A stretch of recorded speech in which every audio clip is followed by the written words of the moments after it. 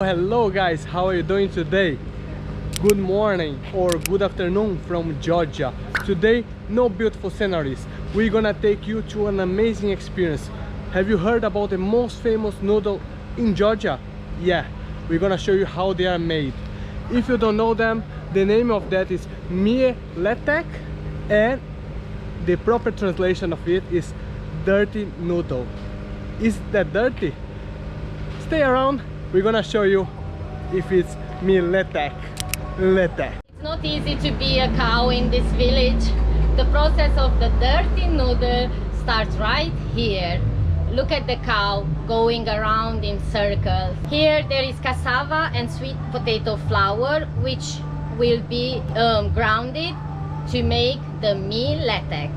The cow is going around about 1 or 2 hours till the flour is ready to be processed. Talking with the guys here, we got to know the ox, they are very well cared. So the owner really takes a good care of them, and you can see they are eating all the time, they are chilling, there is a rotation, it's not only one ox going around and working, so they do a fair rotation so nobody gets tired. When the flour is ready, you can see it has a grayish color. That's why the name ugly noodle. But let's see what's happening in the next step. Sandro trying to work here with the guys. He's hammering, pushing the flour. This is the process when the flour goes in a tube and comes out the actual noodle. You can find here young guys and old men who are working here for many years. I don't even know how he has the power. These trays are very heavy.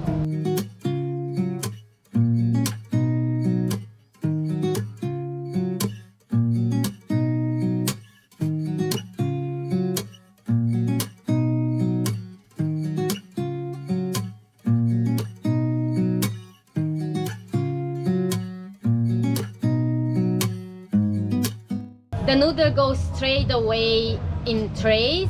Not too many they separate a little bit and then goes in the oven. As you can see here, everything it's old style. It's a wood fire oven. It's very hot. They put the trays of the noodle, they close very carefully the door, and it stays for 1 hour. So now we will wait because we want to see when they take it out. During my research, I got to know why the cassava is so popular here.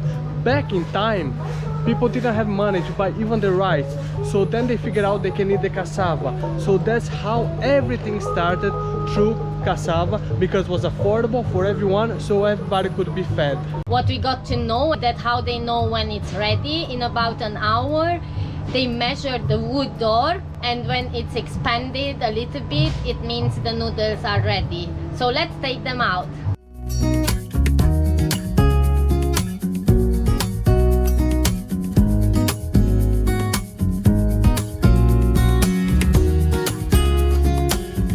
So now the noodles are out, as you can see in the trays. They put them on the floor because they are very hot.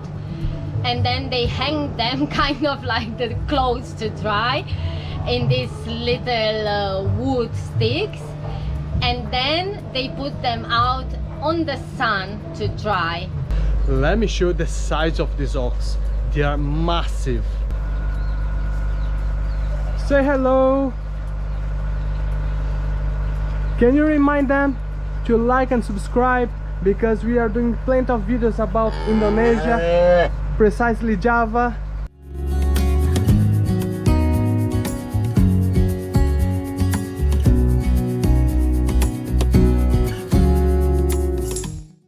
While my friend is eating, let's take a moment to push the button, subscribe to our channel. We're doing a series of videos around Java, Indonesia. Super interesting. This drying process takes 1 or 2 days depending on the weather.